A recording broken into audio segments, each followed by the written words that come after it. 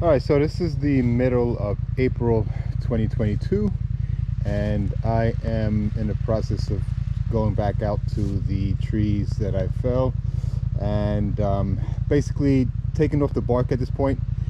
So I knew I had a carpenter ant problem, but there at least is not termites. And now that I'm skidding the logs back to the clearing area, this is an example of some of the damage that's done. So lower down on the tree, the bark seems to pretty much all be in place, and I don't see a lot of holes in it. But as you get towards where the branches are, I'm not sure why, but the grubs and the woodpecker or woodpeckers really love this part of the tree. So as you can see, the bark has already been knocked off, and I get a little closer. So here's some of the issues that I'm facing. So as you can see here pretty clearly, there is big gashes in the logs. So pretty much this is probably 6-7 inches, around an inch wide, and this one's like another 2 inches, another inch wide. So these are significant damage. This is significant damage done by the woodpecker. I heard the woodpecker all summer long.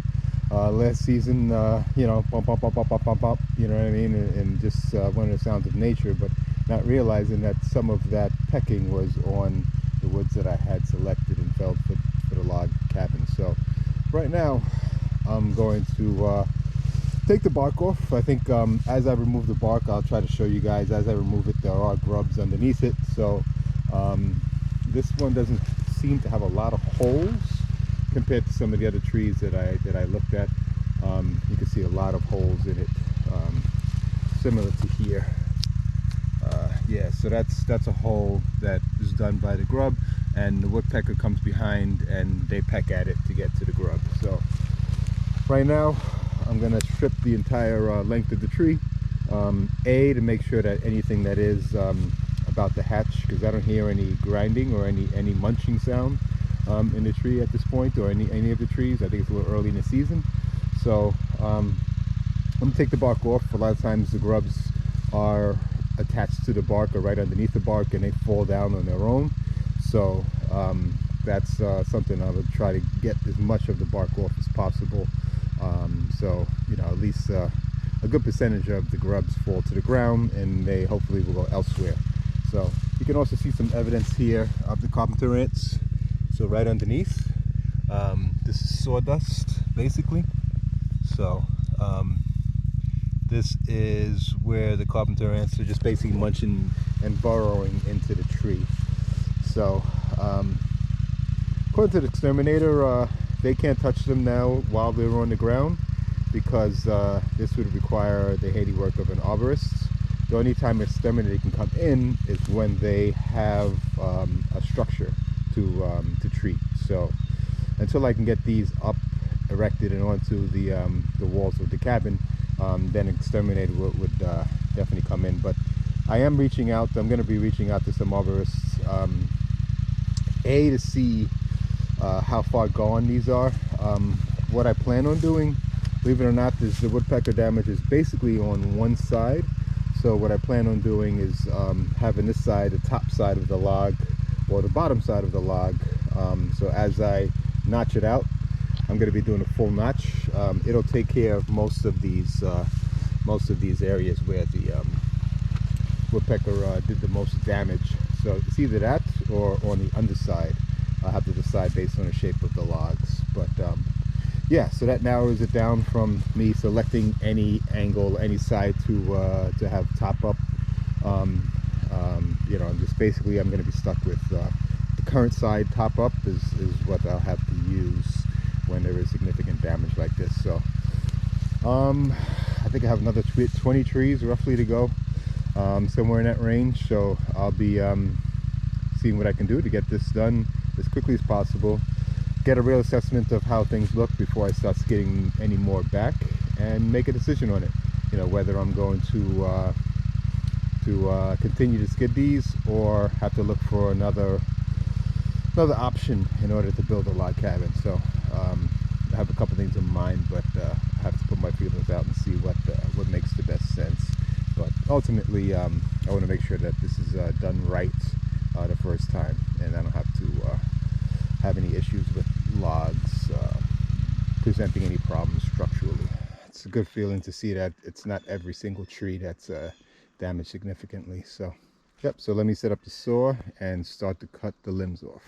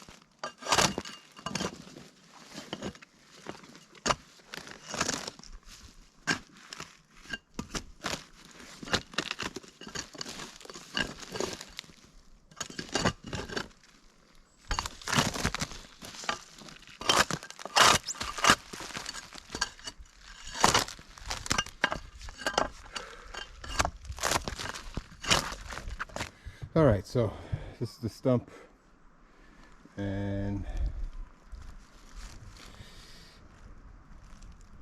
pretty much debarked the entire tree. So let's see if I can get a much closer view here.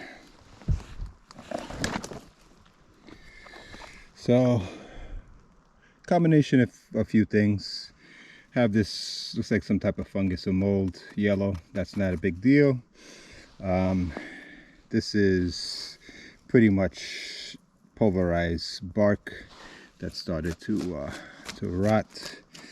And as you can see, there are some dark sides, some dark spots, and very light spots here. I think this is another mold or fungus. But right now, my concern is not so much here. It's where it gets a little dark. So even when the tree dries out, there's still evidence of like a gray tint. So I'm not sure what this is, bacteria, fungus, or just pretty much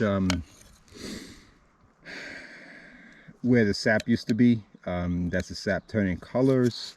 I'm not sure. So I think one of the best bets is for me to talk to an arborist, see what they think. I also picked up some stain yesterday, so I'm going to test stain some areas by the clearing. So it's a little hard to see now because it's still moist, but the areas that are darker in color, as long as it's not just the bark, it's areas like this. So let's see if I can cut into it a little bit so you guys can see. So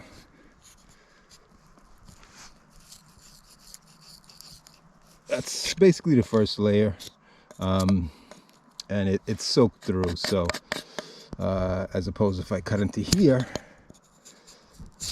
you could see that the slice that I'm taking, it continues down. So where there is light continues down, and where it's dark, it may just be where the sap was. I'm not 100% sure, so I'm gonna get checked out.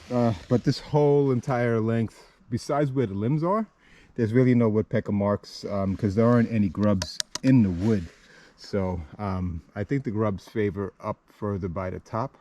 So if that's the case, definitely the lower down I go, the better it is. Unfortunately, I won't be able to get the full lengths, but I think overall I may be okay. So I have to see. It's been raining. I have to see how things look when they dry out. I'm gonna do a test stain, like I said, and make a decision on whether I'm using these trees or not.